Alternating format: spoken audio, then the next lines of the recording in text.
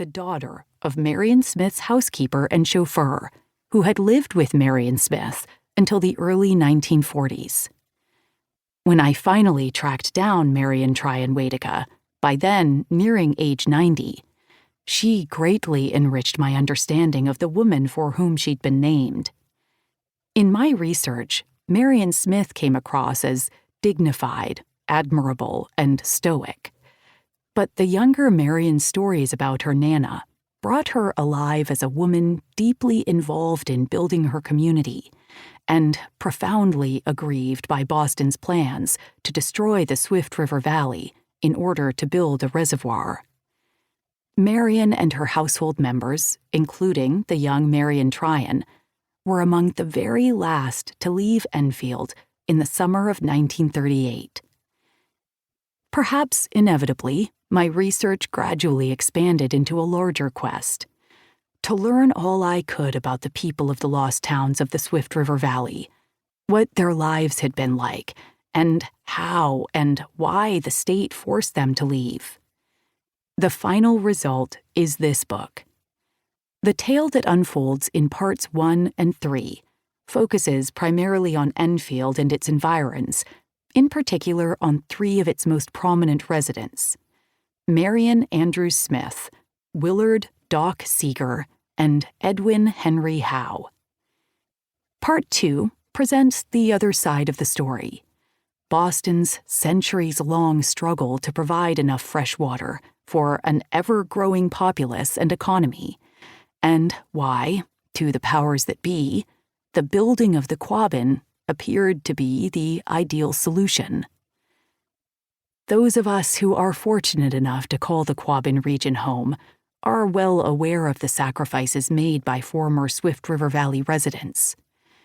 We also benefit from endless opportunities to engage with the natural beauty of the vast state lands that surround the Quabbin Reservoir today. But the reality is that the reservoir's appealing accidental wilderness is a result of artificially altered river flows and the dissolution of a 200-year-old community. Beneath Quabbin's peaceful waters lies a homeland for many people that was taken forever. My intention in telling the stories of these people and the homeland they lost is to honor their memories and their fates through a better understanding of how and why the Quabbin was built, and what was sacrificed for Boston in the name of progress. Of course, the uprooted residents of Enfield, Greenwich, Dana, and Prescott were not the first people driven from the valley by forces more powerful than they were. That tale is beyond the scope of this book, but I believe it is important to at least acknowledge it here. Long before European settlers arrived, the Swift River Valley was home to the eastern Algonquin peoples. The Nipmuc, along with the neighboring Massachusetts, Pequot, Pecumtuck, and Wampanoag tribes. The Nipmuc, an Algonquin word meaning freshwater people, inhabited much of central Massachusetts, and their presence stretched as far south as northern Connecticut and Rhode Island.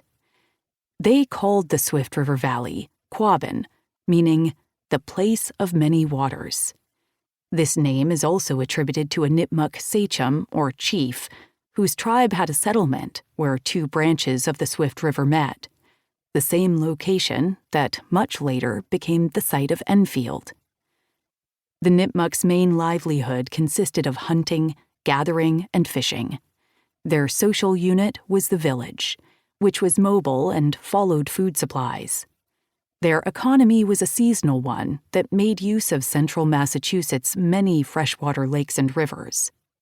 They lived in portable weetus, or domed huts, at the edges of lakes and rivers and used birch bark canoes, nets, and weirs, a type of trap and the namesake of the nearby town of Ware, to catch fish.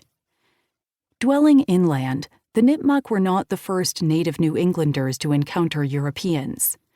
The Wampanoag and Massachusetts people to the east had earlier encountered French fur traders traveling south from what is now eastern Canada.